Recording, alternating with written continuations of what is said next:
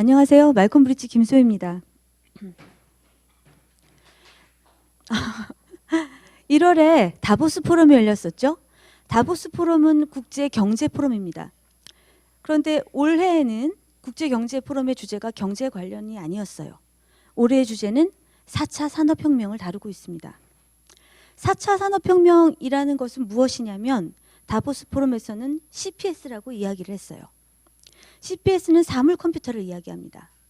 컴퓨터 기능이 있는 사물. 예를 들면 우리는 컴퓨터 기능이 있는 핸드폰을 쓰고 있죠. 스마트폰이요. 그리고 이제 컴퓨터 기능이 있는 손목시계, 스마트워치가 나왔습니다. 그리고 컴퓨터 기능이 있는 차가 나온다고 하고요. 컴퓨터 기능이 있는 집에서 살게 될 거라고 이야기를 하죠. 우리는 이 문제가 구글이나 삼성, 애플의 몫이라고 생각하지만 다보스 포럼에서는 다른 이야기를 하고 있어요. 이거는 1인 제조 시대로 연결될 거라고 이야기하고 있습니다. 어떻게 개인들이 1인 제조를 한다는 이야기일까요? 여기에는 기술과 공유라는 두 가지 큰 트렌드 맥락이 있어요. 자고 일어나면 기술의 발전이 눈부실 만큼 성장해 있어서 따라가기 어려울 정도죠.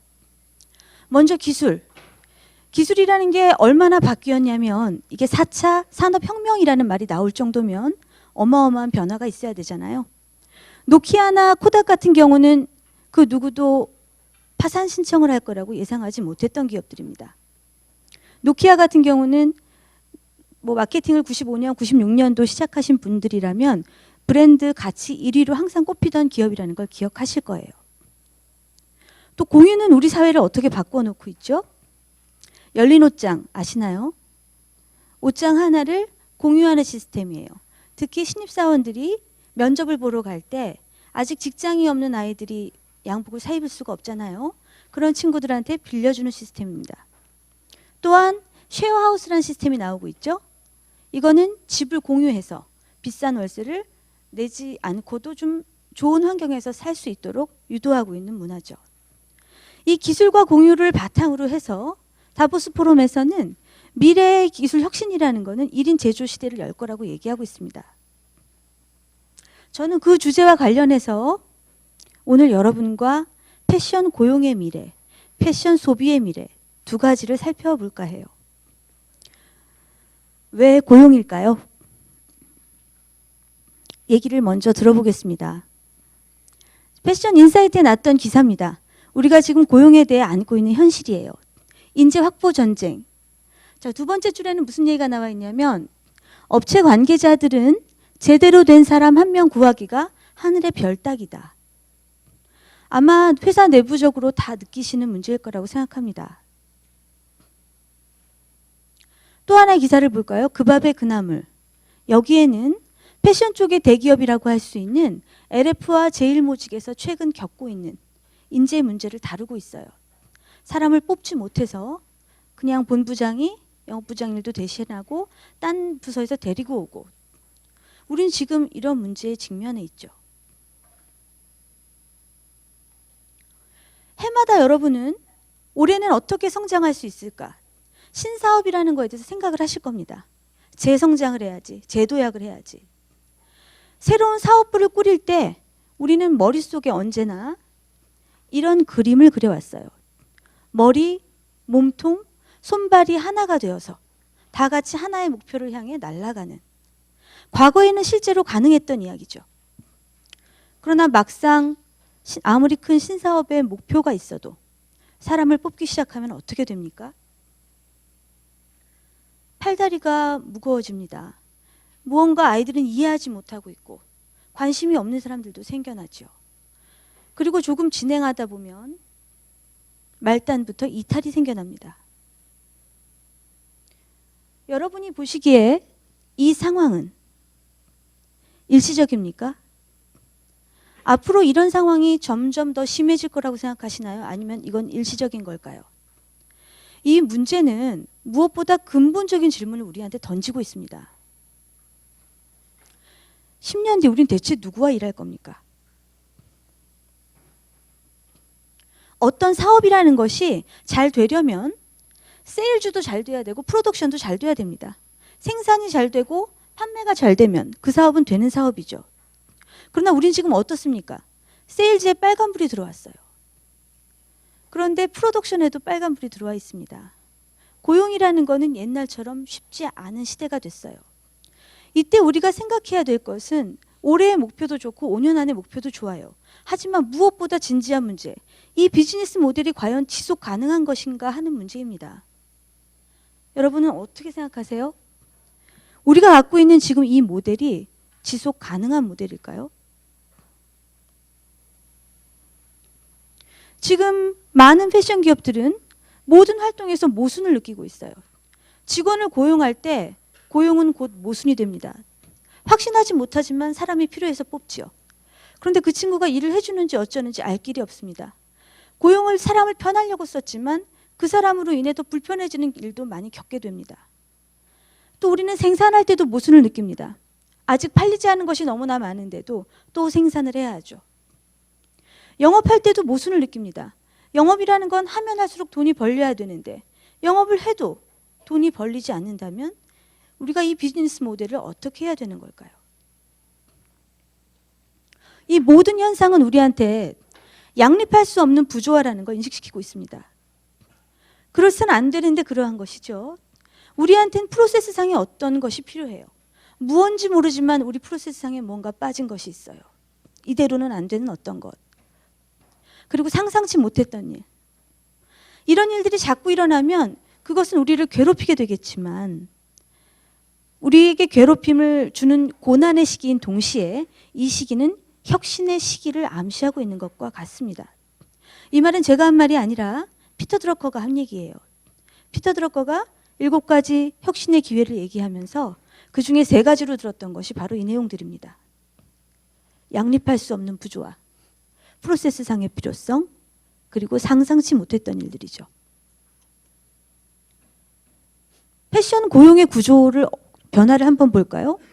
과거의 패션 고용은 아주 탄탄한 실행 인력들이 있었습니다. 신입사원들을 구하는데 어렵지 않았죠. 든든한 실행 인력 위에 중심을 잡아주는 관리 인력이 있고요. 핵심 기획 인력 위에 경영자가 있는 구조였죠. 안정된 피라미드형 구조였는데요. 지금 우리의 고용 구조는 점점 바뀌고 있어요. 어느 날 양질의 신규 인력이 들어오지 않게 됩니다. 그러다 보면 어떻게 됩니까? 관리를 하면서 실행을 하게 되죠. 또 기획자는 기획을 하면서 관리를 하게 됩니다. 이것만 해도 괜찮았는데 지금 여기에 구멍이 생기고 있어요. 이 모델이 이렇게 바뀌는 이유는 지금 뭘까요? 애초에 이 모든 현상을 촉발했던 실행 인력들은 왜 신규로 유입되지 않은 것일까요? 여기에는 어마무지 큰 스타트업이라는 트렌드가 있습니다. 요즘 젊은 친구들은 그저 창업을 하려고 하죠. 패션계로 들어오지 않은 수많은 의상과 졸업생들은 다 어디로 갔을까요? 제가 좋아하는 무신사란 사이트입니다. 무신사에서 후드 티셔츠 하나를 사려고 들어가 보면 관련 브랜드를 누르는 순간 이렇게 많은 브랜드들이 나타나고 있어요. 이 브랜드는 우리가 만든 브랜드가 아니죠. 젊은 친구들이 창업해서 만든 브랜드입니다. 우리한테 창업이라는 건 쉬운가요? 그렇지 않죠. 그런데 젊은 애들은 왜 쉽게 접근할 수 있을까요? 그 아이들이 창업하는 순서를 따라가 보기로 합니다. 이 아이들은 먼저 아이디어를 마련하죠. 이런 수업도 있더군요. 한 달 완성 패션 창업, 아니면 잘 만든 앱 하나 억대 연봉 안 부럽다. 아이들은 간단한 아이디어로 사업을 해봐야겠지 하고 결정을 합니다. 그런 다음 자금은 어디서 모으나요? 킥스타터에 가서 투자를 받습니다. 킥스타트는 크라우드 펀딩 사이트죠. 나는 데뷔하고 싶어. 데뷔 컬렉션, 핸드메이드 굿. 나는 어떤 손으로 만드는 그런 가방을 만들고 있어. 어디 출품하고 싶은데 출품할 돈이 없어. 여기다 프로젝트를 올리면 그 프로젝트가 괜찮다고 생각되는 대중들이, 네티즌들이 각각 얼마씩 투자를 해주는 개념이죠. 과연 그런데 누가 투자를 하겠냐고요? 킥스타터에서 통계를 낸 걸 보면 패션에서만 3,515개의 프로젝트에 79밀리언 달러가 투자됐다고 얘기하고 있습니다. 적어도 한 건당 2, 3천만 원씩의 투자는 받을 수 있었던 것이죠.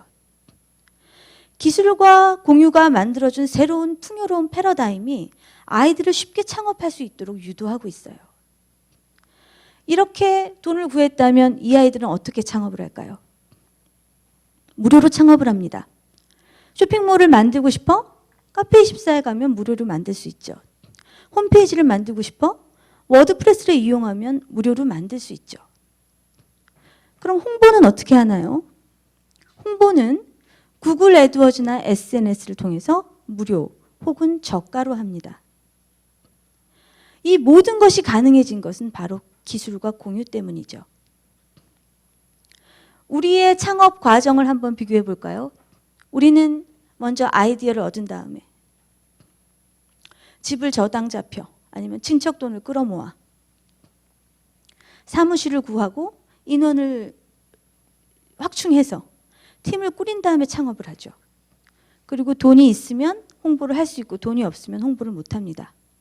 우리가 생각했던 창업의 구조는 이것이었기 때문에 쉽지 않아요. 근데 지금은 세상이 바뀌었어요. 그 아이들은 쉽게 창업하는 세대가 된 것이죠. 여기에는 바로 기술과 공유라는 어마어마한 변혁이 기다리고 있어요. 이게 보통 변화가 아니기 때문에 4차 산업혁명이라고까지 이야기를 하는 겁니다.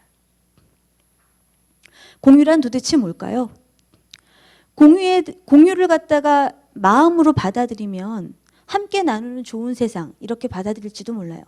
그러나 공유를 경제학적 개념으로 보자면 이건 굉장히 효율적인 개념입니다. 공유경제는 다양한 형태를 띨 수 있다.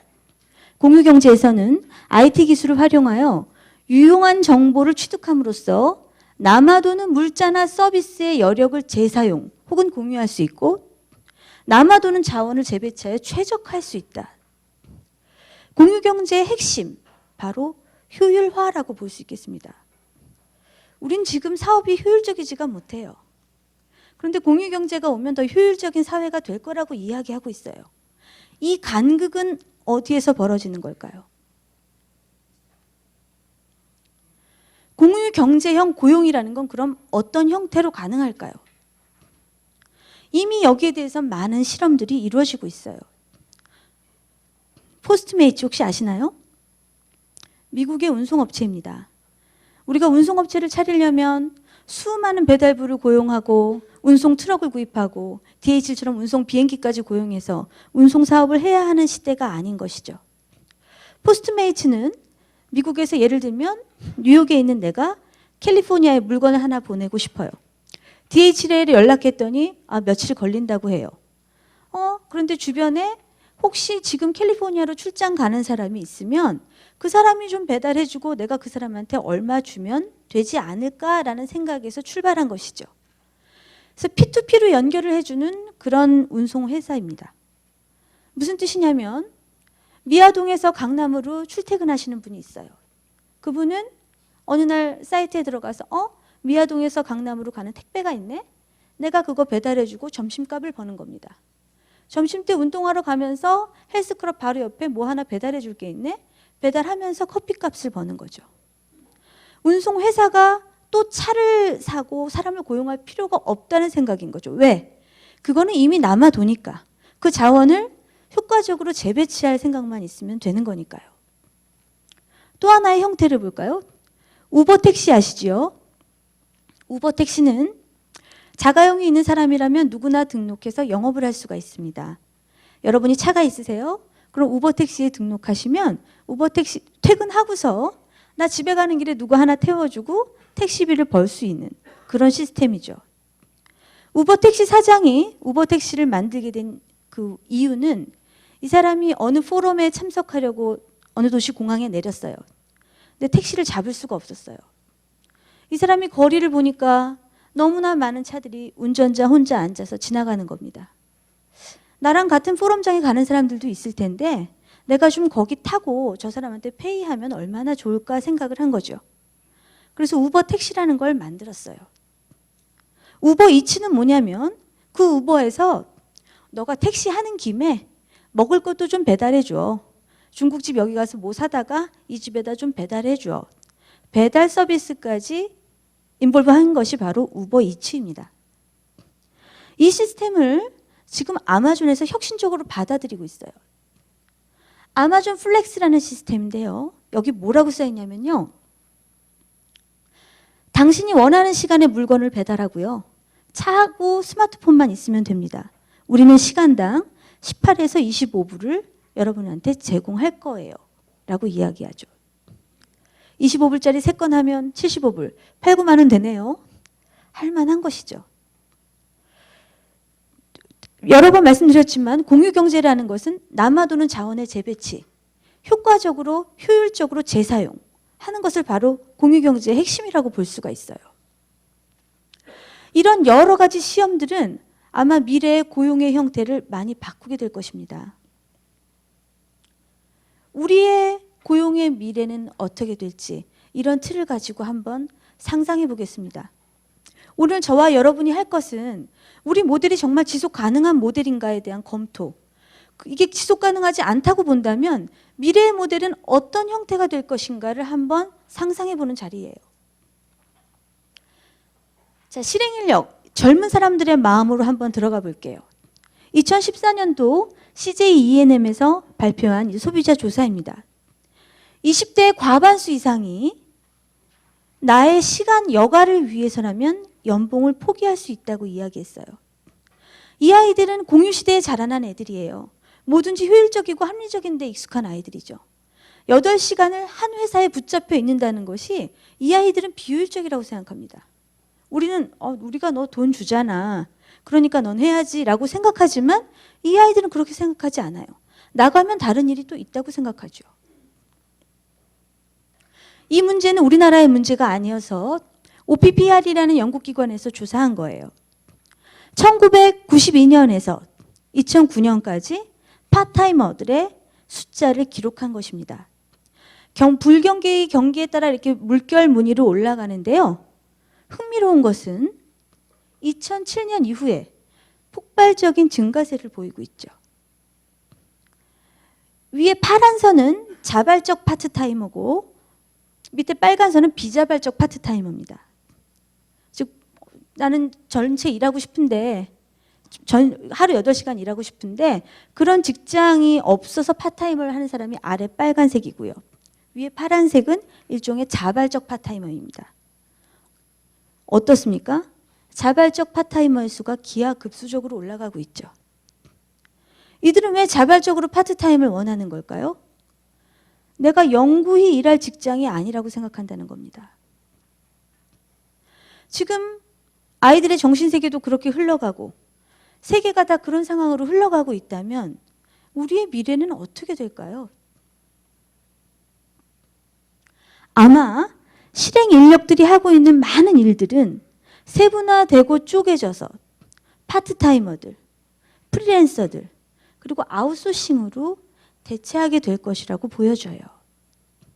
이 미래 고용에 대한 것은 기사가 다양하게 나와 있는데요. 그 중에 제가 한 기사를 가지고 와봤어요. 뭐라고 써있냐면 미래의 피고용인들은 아무도 앉아있지 않을 것이다. 우리에겐 기술이라는 게 있고요. 아이들은 파트타임으로 일하게 돼 있으니까요. 도대체 실행 인력을 파트타임으로 쓴다는 게 가능할까요? 예를 들면 디자인실에 막내들이 있으시죠? 어떤 막내 역할을 하는 회사가 생겨날지도 모르겠죠. 이 회사 시장 업무도 봐주고 저 회사 시장 업무도 봐주고. 그런 일은 한국에서도 이미 일어나고 있어요. 특히 젊은 아이들이 만든 업체에서 말이죠. 우리 쪽으로 유입되지 않은 많은 수가 온라인 쇼핑몰을 창업합니다. 온라인 쇼핑몰을 창업하면 이 아이들은 청평화 같은 데서 물건을 떼어다 팔게 되죠. 근데 생각해 보세요. 사람이 없어서 자기 혼자 일하는데 매일매일 블라우스 하나 사러 청평화까지 간다는 게 쉬운 일이 아니잖아요. 그래서 이 아이들은 사입 삼촌이라는 걸 씁니다. 이분은 동대문에서 유명한 시기삼촌이란 분인데요. 시기삼촌은 한 회사 것만 사입해 주는 게 아니고 여러 회사 거를 모아서 한 번에 나가는 김에 같이 떼어서 뿌려주는 역할을 하는 사람이죠. 남아도는 여력의 재활용, 효율적인 고용의 형태, 어쩌면 이미 시작되고 있는지 모릅니다. 이런 얘기를 하시면 어떤 분들은 그런 말씀을 하세요. 다 이렇게 써서 그 사람들을 어떻게 관리한단 말이야. 그것이 문제지요. 관리 인력들은 그러면 어떻게 해야 될까요? 지금 이렇게 정신없는 막내들도 관리하기 힘든데 관리 인력들은 어떻게 돼야 될까요? 먼 미래에서는 아마 관리 인력은 최소한의 인력만 남게 될 겁니다. 그럼 누가 관리를 하나요? 테크놀로지가 관리하는 것이죠. 어떤 말인지 조금 자세하게 들어볼까요? 포스코 ICT 사무실 전경입니다. 포스코 ICT는 어느 날 사무실을 들여다보니까 맨날 사무실의 20%는 책상이 비어있는 거예요. 쟤네 어디 갔니? 아, 저기 영업부라 자리에 잘 없어요. 영업부는 자리에 잘 없어? 그럼 책상이 저렇게 다 필요하지 않네. 그래서 어떤 신사옥으로 옮기면서 어떤 시스템을 도입했냐면 선택 좌석제라는 걸 도입했어요. 네 자리 내 자리가 없는 겁니다. 그냥 필요한 개수, 우리 전체가 한 100명이야 직원이. 그런데 항상 보니까 80명만 있는 것 같아. 그럼 80개의 데스크만 마련해 두고 사무실을 운영하는 겁니다. 아침에 들어올 때 자기가 어느 자리에 앉을지를 택해요. 그러고 나면 전화가 올 땐 또 어떻게 연결하고 직원들은 어떻게 연결할까요? 그 관리는 테크놀로지가 하는 겁니다. 이 사람이 앉았다는 게 등록이 되는 순간 이 사람을 찾는 전화는 다 글로 가게 되죠. 가능한 이야기죠. 이 모델은 원래 IBM이나 마이크로소프트에서 시작된 건데요. 처음 이 시스템을 도입하고는 많은 불편함이 있다고 해요. 예를 들면 1팀 팀장님이 이제 애들한테 뭐 메신저를 띄웠어요. 야, 지금 몇 층에 어느 자리인데 일로 모여 회의 있다. 가보면 옆에 다른 사람 앉아 있으니까 과장님 저희 팀 회의가 있어서 잠깐 자리 비켜주세요. 이런 어색한 일들이 많이 있었다고 해요. 그런 불편함이 있을지라도 기술 혁신의 시대에선 되돌아가지 않는 겁니다.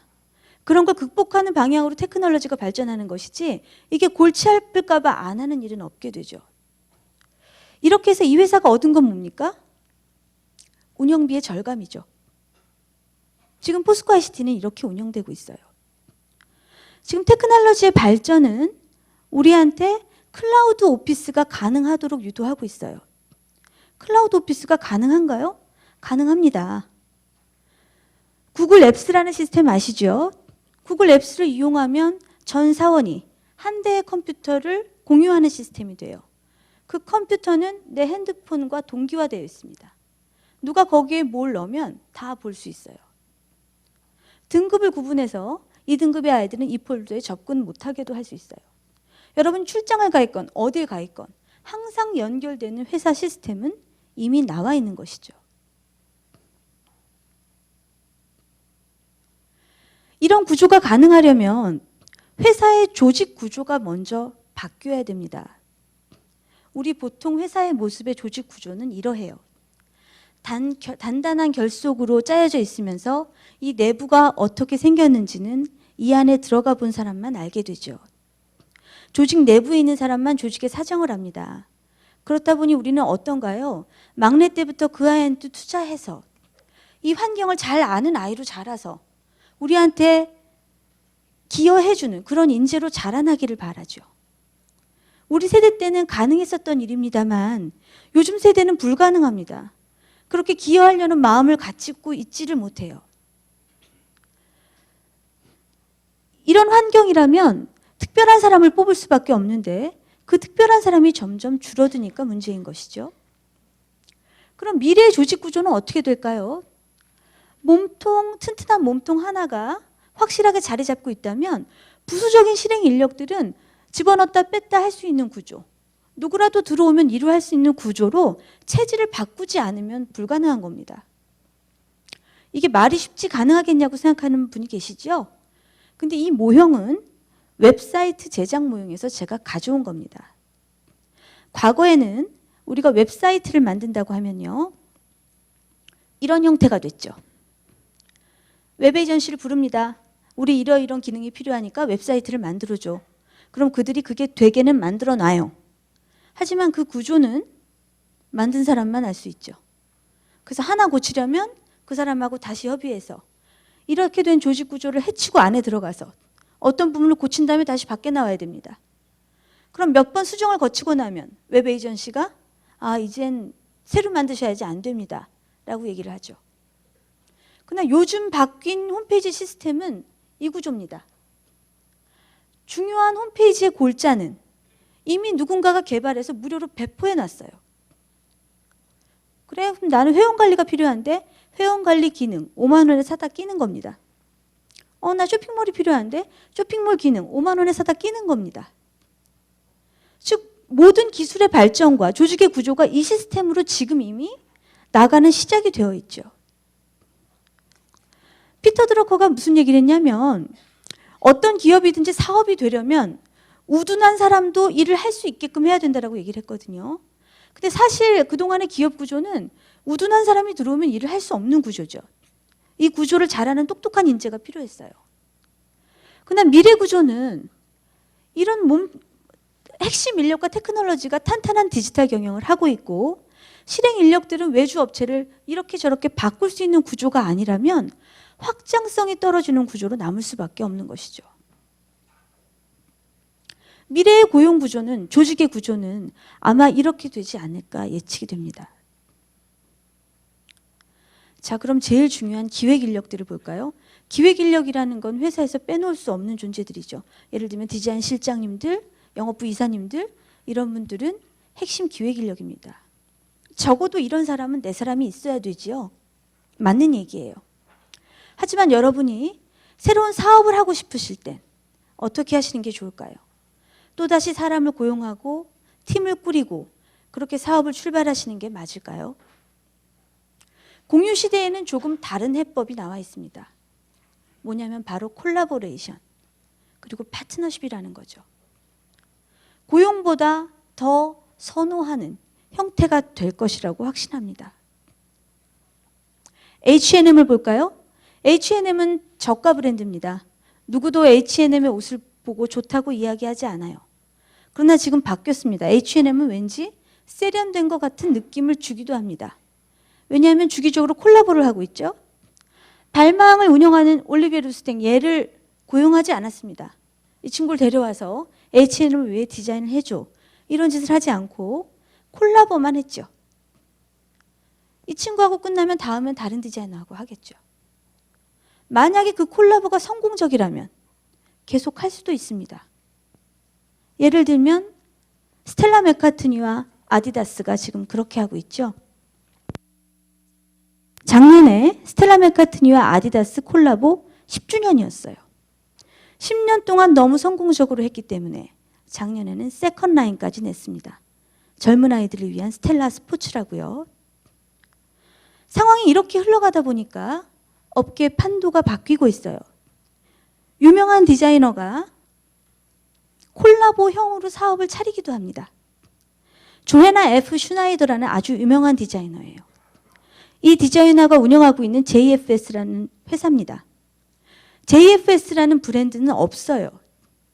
JFS는 뭘 하냐면 다른 브랜드랑 콜라보만 합니다. 여기서 나온 디자인들 여러분이 잘 아시는 에르노도 JFS가 돼줬고요. 그 패딩 브랜드요. 이번엔 나이키하고 또 조인했죠. 이 콜라보용 디자이너가 기존의 프로모션 업체와의 차이는 뭘까요?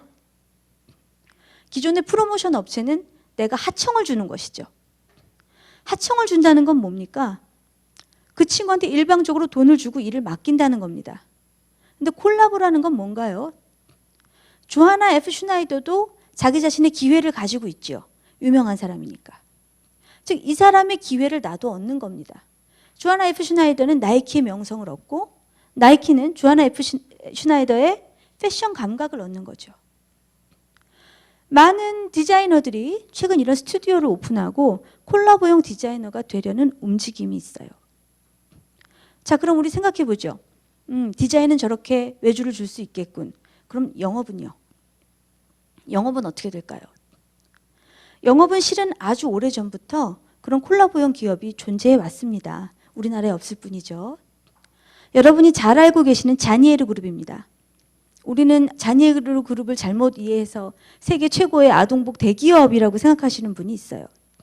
자니에르 그룹은 그런 기업이 아니라 유통 전문 회사입니다. 자니에르 그룹이 갖고 있는 브랜드를 볼까요? 압소바, 우리나라에선 이걸로 유명하죠. 까띠미니, 리바이스 키즈, 겐조, 주니어 골디에. 리바이스 키즈의 브랜드 주인은 리바이스입니다. 자니에르가 아니에요. 그럼 자니에르는 지금 뭐 하고 있는 걸까요? 아동복 영업을 이 브랜드 저 브랜드 하고 있으니 너네 것도 우리한테 맡겨. 우리가 여기저기 입점시켜 줄게. 하고 입점 계약을 맺어주는 디스트리뷰터입니다. 우리나라에는 아직 없는 업종인데요. 혹시 나중에 창업을 생각하신다면 어떤 브랜드를 내신다기보다 이런 간극을 메꾸는 창업이 지금은 너무 절실한 때입니다. 리바이스는 본사도 영업을 합니다. 그와 동시에 유통 파트너도 고용을 하죠. 유럽은 자니에르 그룹이 하고 있지만 미국에는 하다드 그룹이라는 그룹에도 딜러십을 주었어요. 하다드에서는 매년 뉴욕 패션위크가 열릴 때 나이키 앤 리바이스 키즈 락 쇼라는 패션 쇼를 엽니다. 하다드는 나이키 키즈의 배포권도 가지고 있거든요. 독점 관계는 아니고요. 여러 브랜드에서 영업을 해주는 그런 시스템인 거죠. 먼 미래에는 아마 우리는 몸통만 딱 가지고 있으면서 이런 형태로 사업을 하게 될지 모릅니다. 이런 공유경제 시대에서 우리가 신사업을 한다는 건 어떤 개념이어야 될까요? 우리는 신사업을 생각하면 언제나 기획과 목표를 설정하고요. 그 다음에 인원을 확충하고요. 사업을 시작해서 목표를 달성한다라고 믿어왔습니다. 그러나 이거는 지금 맞지 않아요. 내가 기획을 하고 목표를 설정한다는 건 내가 기회를 만들겠다는 것이죠. 그러나 지금은 그런 게 아니라 타인의 기회를 사야 될 때입니다. 내가 다 하려면 끝이 없고요. 이루어지지 않아요. 인원 확충 해보면 되던가요? 그렇게 멋진 사람이 들어와서 기여해 주는 일이 점점 줄고 있어요. 사업을 시작해도 목표는 여러 가지 이유로 달성되기 어려운 것이죠. 지금 이런 식으로 사업을 굴려가면 기업이 느끼는 하중만 더 심해질 뿐이에요. 우리 시스템은 지금 깨지고 있습니다. 이 항아리에 물을 채우려면 어떻게 해야 될까요? 영화 달마야 놀자에 나왔었는데 기억하시나요? 영화 달마야 놀자에 박신양이 뭐 조폭으로 나오고 어떤 그 절에 들어가서 거기 수행승하고 이제 무슨 경기를 벌이는데 주지스님이 화두를 줍니다. 이 깨어진 항아리에 물을 채우는 사람이 이긴다. 거기서 박신양은 이걸 그냥 물에 던지죠. 우리가 이 항아리를 채울 수 있는 유일한 방법은 공유의 바다에 던지는 것 방법밖에 없어요. 공유의 바다에 던지면 이 항아리에 들어온 물은 내 물입니까? 내 물도 아니지만 남의 물도 아닌 겁니다. 미래의 고용은 내 사람도 아니지만 남의 사람도 아닌 겁니다. 그 누구와도 네트워크를 맺어서 일할 수 있는 것이 미래의 고용 시스템이죠. 미래의 고용이라는 것은 기회를 구입한다는 것과 똑같은 이야기예요. 타인이 기회가 있다면 그 사람의 기회를 내가 구입하는 겁니다. 혹시 새로운 브랜드를 내고 싶으신가요? 제가 맨 처음에 보여드렸던 무신사의 수많은 개인 브랜드들, 그중 한 친구와 콜라보를 하실 생각은 없으신가요? 그 친구는 그 친구대로 기회를 가지고 있잖아요. 우리는 잘 모르는 IT 세계를 알고 있고요. 미래의 패션은 서로의 기회를 공유하는 것이고 인력을 공유하는 것입니다. 그리고 그 공유 관리는 바로 테크놀로지가 해야 되는 것이죠. 이제 패션 소비의 미래로 넘어가 보도록 하겠습니다. 패션 소비 어떻게 바뀔까요? 패션 시장은 글로벌하게 너무나 많이 바뀌고 있어요. 과거에 우리가 생각했던 패션계의 모습입니다. 어떻습니까? 세련된 사람들의 반짝거리는 세계가 바로 패션이었죠. 오늘날의 패션은 이러하지 않아요. 요즘 잘 나가는 패션계 사람들 몇 명 보여드릴까요? 이분 어떻습니까? 세련됩니까? 동네에서 보일러 수리하시는 분 같은 느낌 안 드나요? 탐스라는 신발 업체 사장입니다. 아주 큰 글로벌 기업이죠. 이분들은 어떻습니까? 패션 하시는 분들 같나요? 프라이탁이라는 가방 업체 운영하는 두 형제입니다. 이런 사람들이 성공하고 있다는 것은 무엇을 의미하냐면 패션계에 새로운 미학이 등장했다는 것입니다. 즉 무엇이 예뻐 보이는가? 죄송해요. 감기 조심하십시오. 무엇이 예뻐 보이는가에 대한 판단 기준이 바뀌기 시작했다는 것이죠. 과거에는 그러한 것들이 예뻐 보였지만 지금은 다른 것들이 예뻐 보인다는 뜻입니다. 무엇이 아름다운가의 기준, 무엇이 마음에 드는가의 기준, 무엇이 멋진가의 기준이 바뀌었다는 것이죠. 또한 새로운 소비 형태가 등장하고 있습니다. 이건 뭐냐면 새로운 미학의 기준이라는 건 소비자가 제품을 선택할 때 어떤 제품을 선택할까? 이걸 뜻하는 것이고요. 소비 형태가 바뀐다는 건 뭐냐면 어디 가서 살까? 이걸 결정한다는 뜻입니다. 이 모든 기준이 지금 바뀌고 있어요. 새로운 미학의 등장 먼저 볼게요. 지금 무엇이 예뻐 보이는가? 옛날에는 디자인만 봤다면 지금 이런 것들이 같이 만족스러워야 비로소 예쁘다는 생각들이 듭니다. 첫 번째 가성비. 미래는 효율 사회로 가고 있기 때문에 가성비라는 건 가장 중요한 미적 기준이 될 것이에요. 그 다음 대중적 어필, 파퓰러 어필. 전에는 존재하지 않았던 미적 기준이죠. 그 다음에 스마트한가, 취향을 저격하고 있는가.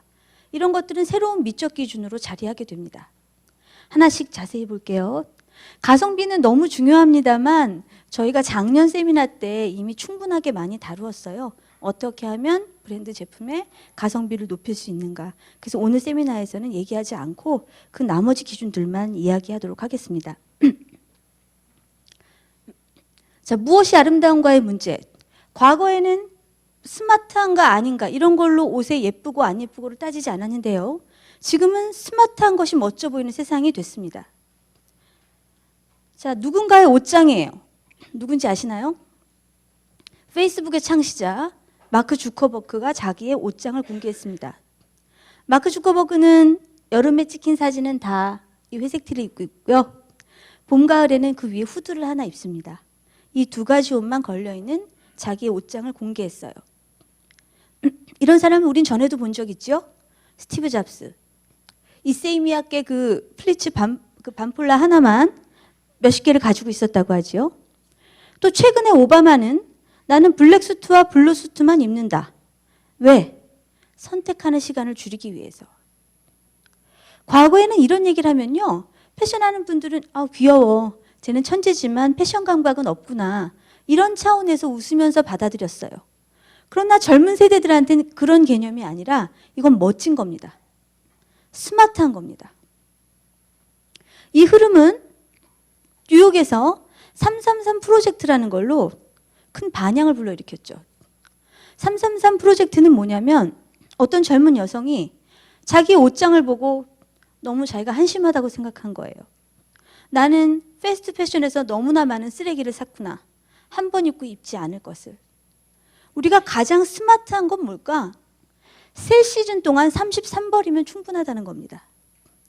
액세서리, 옷, 구두 다 합쳐서 세 시즌 동안 33개로 딱 정리하고 나 스마트하게 입을 거야 라는 어떤 무브먼트였어요.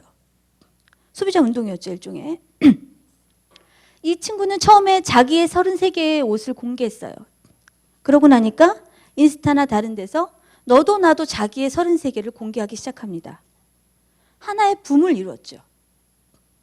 안티 패스트 패션이라는 것이 새로운 트렌드로 나타나고 있는 것이기도 하죠. 지난 다보스 포럼에 초청됐던 기업입니다. JD.com. 다보스 포럼에 초청되는 기업은 어디일까요? 패션계에서 초청되는 데는 정말 큰데 H&M, 루이비통 이런 데들만 초청이 되는데요. JD.com은 신생 기업이에요. 시작한 지 얼마 안 된 스타트업 기업인데 초청이 됐습니다. 왜 초청됐을까요? 지금 큰 반향을 불러일으키고 있죠. 여기 JD.com에서 뭐라고 얘기하고 있는지 들어볼까요? JD began with a grand vision.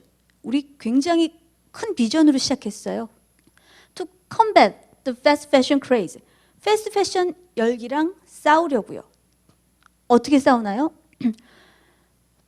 by providing a platform, 어떤 플랫폼을 제공하는데 for only those companies that care about timeless style and solid construction.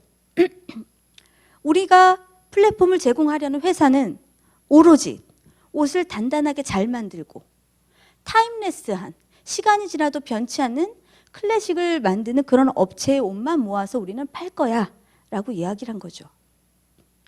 실제로 JD.com에 들어가 보면 옷들이 굉장히 평범해요. 노멀해요. 근데 왜 팔릴까요? 왜 다보스 포럼에서 이들을 초청했을까요? 어떤 분들은 이런 얘기를 하면요, 뭐 다 가식이란 얘기를 합니다. 이건 가식이야. 그럴 리가 없어.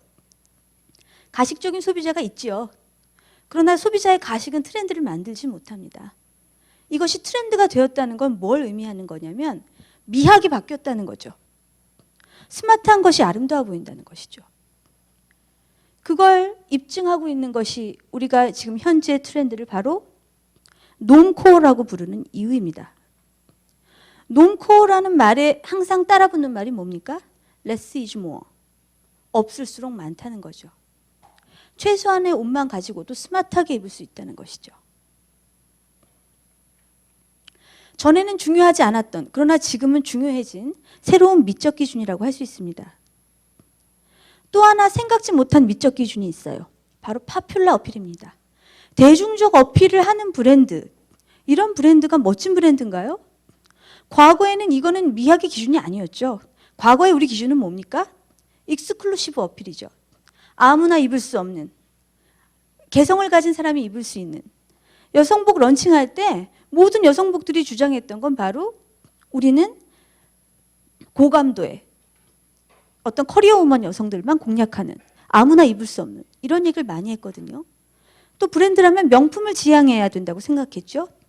소비자들은 바로 그래야지만 물건을 산다고 믿었습니다. 그러나 그런가요? 아닙니다. 지금은 완전히 바뀌었어요. 누가 명품 지향하면 그래 내 옷이 아닌가 봐 하고 잊어버리고요. 파퓰러 어필을 하는 브랜드를 진심으로 멋지다고 생각합니다. 우리 유니클로 한번 볼까요? 유니클로가 잘 팔리는 이유는 한두 가지가 아니죠. 일단 스마트하고요. 또 made for all, 모두를 위해 만들어진. 파퓰러 어필이라는 것을 매장에 들어가서 누구나 느낄 수 있어요. 이 시기에 바라보는 아름다움이라는 것은 귀족적이라거나 상위 1%의 무엇이라거나 이런 것하고 거리가 먼 쪽으로 지금 나아가고 있는 겁니다. 또 하나 예를 들어 볼게요. 우리 라이프스타일 트렌드에서 가장 큰 트렌드로 잡고 있는 것이 뭡니까? 스칸디나비아니즘이죠. 왜 너도 나도 스칸디나비아를 이야기할까요? 스칸디. 그건 뭘 의미하는 걸까요? 우리나라에 들어온 이케아에 가보시면 이케아 그 매장마다 사람들이 적어놨어요. 우리는 데모크래틱 디자인을 합니다. 데모크래틱 디자인이 뭘까요? 민주적인 디자인을 한다는 것이죠. 실제로 북유럽의 모든 제품 그리고 이케아에 들어가 보시면 거기는 귀족적인 요소는 존재하지 않아요. 거기에 그런 신분의 느낌은 있지 않아요. 우리가 약간 프랑스적이다라고 말할 때, 유럽식이다라고 말할 때는 뭔가 프랑스의 왕실 같은, 영국의 귀족 같은 화려함을 상상하게 됩니다만 흥미롭게도 북유럽은 그렇지가 않아요. 이들은 원래 그러합니다. 사회적 합의라는 걸 중요시하게 생각하고요. 이케아만 그런 것이 아니고요. 아주 유명한 스칸디나비안 그 가구 디자이너가 있어요. 덴마크 출신의 한스 베그너라는 사람인데요. 한스 베그너의 아주 유명한 일화가 있습니다. 이 사람이 디자인한 의자가 뭐 여러 군데서 상도 타고 아주 유명해요. 그 의자를 이 사람이 디자인해서 만들었는데 만들고 나니까 너무 비싼 거예요. 아무나 살 수 있지가 않네. 그래서 이 사람은 다시 디자인합니다. 우리나라 같으면 그러지 않죠. 유명한 사람이 만들었으니까 비싸지. 근데 스칸디나비아 쪽은 사회적 합의라는 걸 중시하는 문화가 아주 옛날부터 자리 잡고 있어요. 그래서 그들의 건축물, 귀족적이란 것 그런 것 무관한 파퓰러 어필이 있는 것이죠. 이런 모든 것은 우리한테 무엇이 아름다운가에 대한 기준, 우리가 만약 갖고 있지 않다면 다시 생각해 봐야 될 문제가 무엇인지를 지적해 주지요.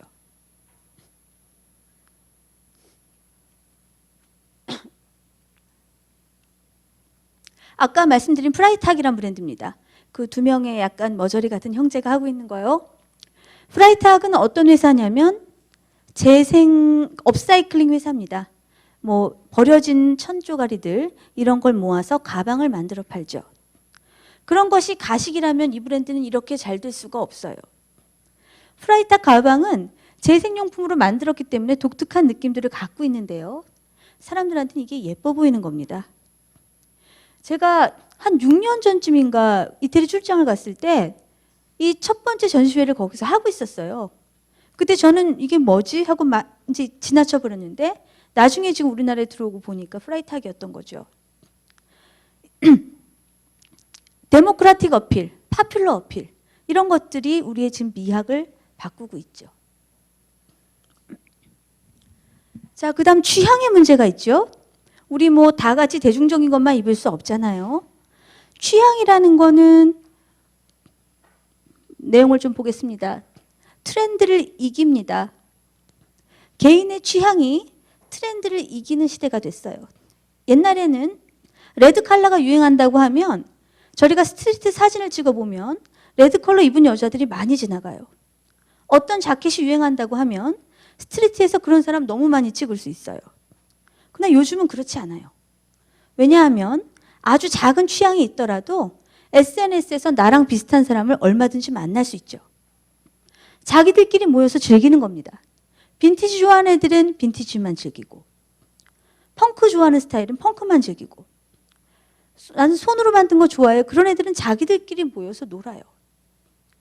이러다 보니까 과거에는 트렌드를 분석하다 보면 큰 메가 트렌드가 하나 있고요. 나머지 취향들은 굉장히 사소한 것이었습니다. 이때는 저희가 트렌드 분석하기가 아주 편했어요. 매년 내년도 유행 스타일을 얘기할 때 이런 큰 흐름 몇 가지만 짚어고 넘어가면 트렌드는 다 설명될 수 있었죠. 그러나 요즘은 이게 큰 트렌드가 무너져 내리고 다 개인의 취향이 되는 그런 형국에 와 있죠. 제가 지난해 트렌드를 분석할 때 트렌드를 분석하고 올해는 무엇이다 라고 정의를 합니다. 작년에 분석 맵이 어떻게 나왔는지 아십니까? 펑키 유니버스 이렇게 나왔습니다. 유행을 분석하니까 다 있는 거예요. 이 안에 클래식한 요소가 있고요. 팝아트적 요소도 있고요. 유니버스가 있고요. 매드맥스 같은 느낌, 꽃무늬, 사슬 다 있는 겁니다. 트렌드를 하나로 정의할 수 없게 되어버렸어요. 루이비통을 지금 맡고 있는 니콜라스 게스키에르는 자기 패션쇼를 할 때 디자이너니까 민감한 사람이고 이런 사회적 분위기를 느끼겠죠. 뭐라고 얘기를 했냐면 지구의 마지막 날 우리가 인류의 중요한 순간들을 다 돌아봤을 때는 어떤 느낌일까? 거기서 영감을 얻었다고 얘기하면서 이렇게 복잡다단한 쇼를 했어요. 이번 시즌에 프라다 바로 이런 느낌으로 쇼를 합니다. 고전적인 자가드가 있는가 하면 2차 세계대전 때 쓰던 모자가 있고 모든 것이 믹스돼서 가는 거죠.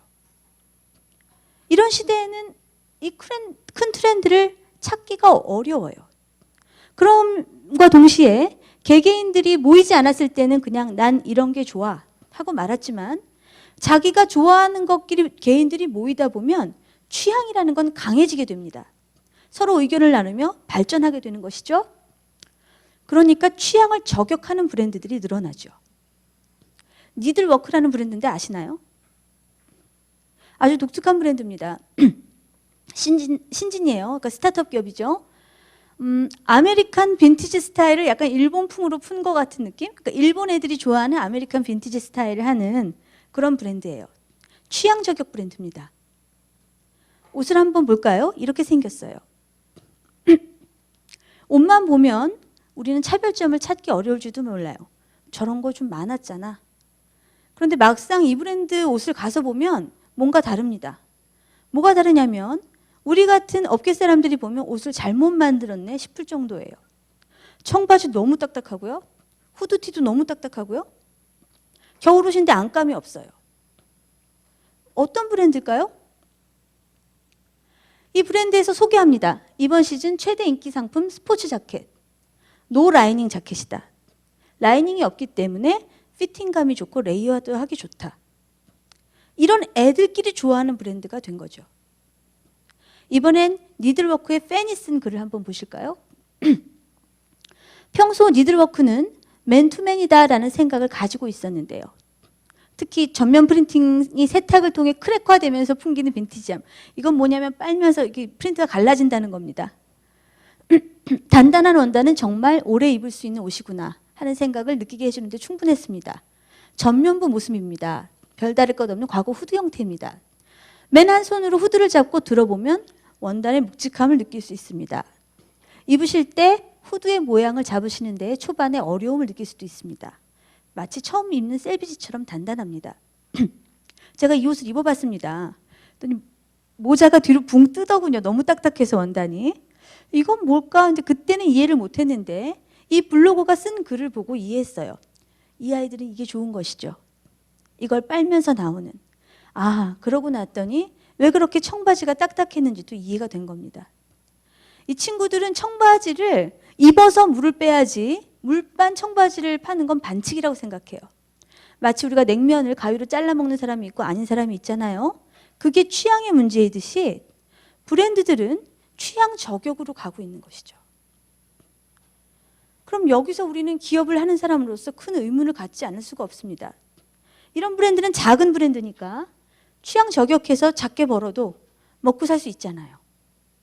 나 기업은 어떻게 해야 될까요? 기업은 큰 시장을 노려야 되잖아요. 아마도 제품 특화 전략을 잡고 계신다면 이거는 큰 시장으로 가기 어려우실 거예요. 제품을 아무리 특화시켜 나가셔도 이런 아이들을 당해낼 수 없죠. 그리고 스스로 작은 시장을 찾아가는 결과밖에 나오지 않습니다. 이때 우리가 초점을 둬야 될 것이 이 브랜드는 스마트한가? 이 브랜드가 파퓰러 어필을 하고 있는가? 이런 쪽으로 옮아가실 때 비로소 큰 시장을 좀 노려볼 수 있지 않을까 해요. 또 다른 방법이 하나 있기는 합니다. 뭘까요? 이런 취향 저격 브랜드를 여러 개 갖는 것이죠. 미국에서는 우리나라에서는 없는 풍토입니다만 서로에게 투자를 해주는 것이 매우 자연스럽습니다. 예를 들면 유니클로는 잘 벌고 있지만 띠어리에 투자를 해줬죠. 띠어리를 인수해서 유니클로가 뭐 디자인하고 그런 짓을 하지 않았어요. 그냥 돈만 대줬어요.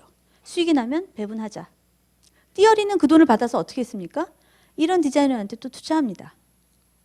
서로 상승하는 구조죠. 누가 잘 되면 나도 똑같은 거 해야지. 이게 아니라 거기에 투자해서 같이 시장을 어지럽히지도 않고 나눌 수 있는 구조. 이런 구조로 나아가야 하는 것이죠. 어떤 것이 예뻐 보이는가에 대해서 지금 많은 얘기를 드렸어요. 자, 이제 새로운 소비 형태를 한번 볼까요? 소비 형태라는 건, 자, 나는 고를 때 약간 파퓰러 어필한 게 좋아, 뭐 스마트한 게 좋아, 이런 사람을 가지고 있겠지만 매장은 어딘가를 선택해서 들어가야 할 거 아니겠어요? 매장이라는 걸 선택할 때의 기준은 뭘까요? 역시 스마트함입니다. 지금은 스마트하지 않으면 살아남을 수가 없어요. 그리고 경험, 공유, 이런 것들이 가능할 때 우리는 그 판매 방식에 호감을 느끼죠. 좀 자세히 볼까요? 자, 이게 뭔지 아시나요? 아마존의 대쉬보드입니다. 자, 질레트. 남자가 화장실에 붙여놓았어요. 면도하려고 보니까 거품이 떨어졌네. 단추를 누릅니다. 그럼 이 단추는 아마존에 주문을 보냅니다. 아마존은 업체에 다시 주문을 보냅니다. 나는 단추만 눌렀을 뿐인데 질레트 거품이 나한테 배달이 됩니다. 하기스는 아이 방에 붙여놨어요. 기저귀가 떨어져 가네? 단추를 누릅니다. 그러면 하기스가 나한테 배달이 되죠.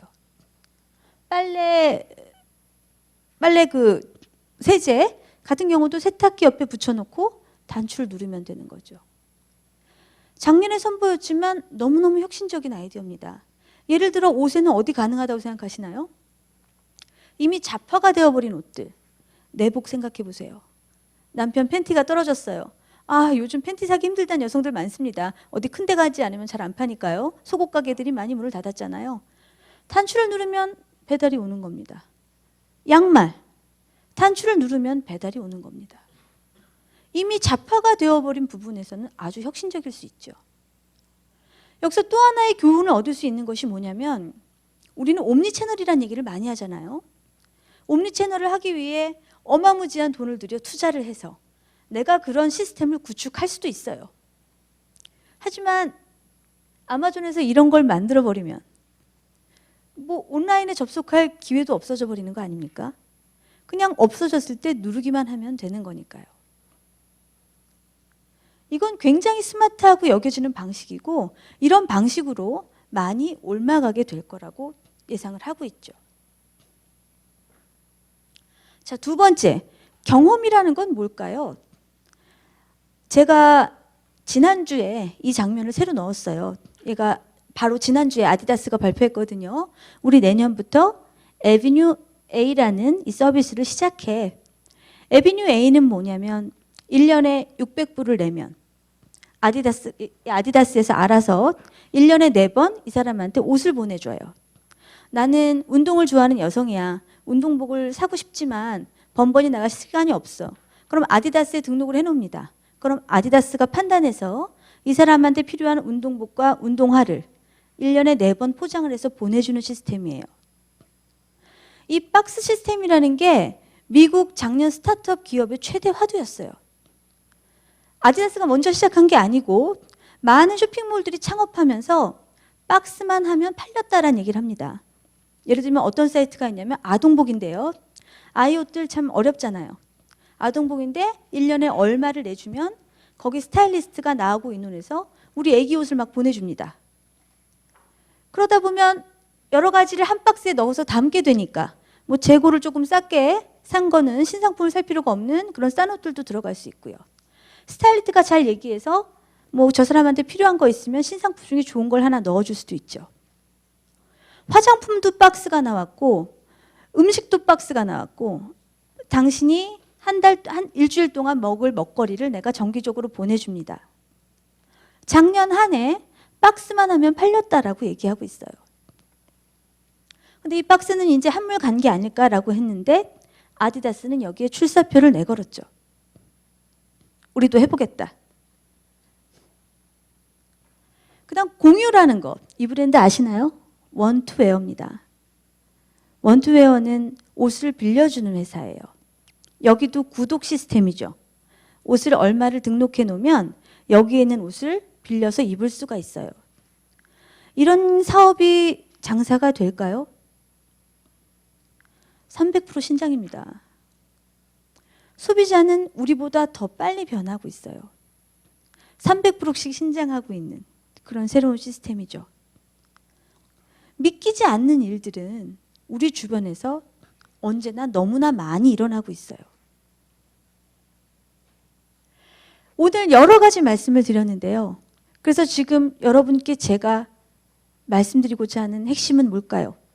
대규모 온라인에 투자하시라는 얘기를 하고 싶은 걸까요? 그렇지 않아요. 제레미 러프킨이 쓴 책입니다. 한계 비용 제로 사회. 한계 비용이라는 건 뭐냐면 우리가 매장 5개를 운영할 때는 옷을 뭐 100벌씩 생산하면 됐는데 매장을 하나 더 내는 순간 갑자기 200벌을 생산해야 된다던가 뭐 이런 일이 생길 때 처음에 투자 비용이 굉장히 많죠. 그러다가 생산이 늘어가면서 이제 비용이 일괄되게 유지가 됩니다. 그런데 어느 순간이 오면 다시 한번 또 많은 투자를 해서 올라가야 하죠. 그걸 한계 비용이라고 얘기하는데요. 예를 들면 뭐 홈페이지를 만들었는데 다 부시고 새로 만들어야 된다. 그럼 그때 들어가는 비용은 한계 비용이 되겠죠. 제레미 러프킨이 한 얘기는 뭐냐면 한계 비용이 제로 사회가 될 것이다 라고 얘기를 했어요. 지금 여러분이 대규모 온라인 투자를 하신다는 건 뭡니까? 엄청난 한계 비용을 감당하시겠다는 것이죠. 그러나 미래 사회는 한계 비용을 감당할 필요가 없다고 얘기를 하고 있어요. 여기서 괴리를 느끼는 건 우리가 기술 트렌드에 뒤져 있기 때문이에요. 기술 트렌드를 우리가 몰라도 될까요? 못하는 사람들은 몰라도 된다고 생각합니다. 그러나 모르는 우리가 지금 잘 되고 있나요? 그렇지 않잖아요. 기술 트렌드를 잘 활용하시면 그의 기술은 내 기술은 아니지만 남의 기술도 아니에요.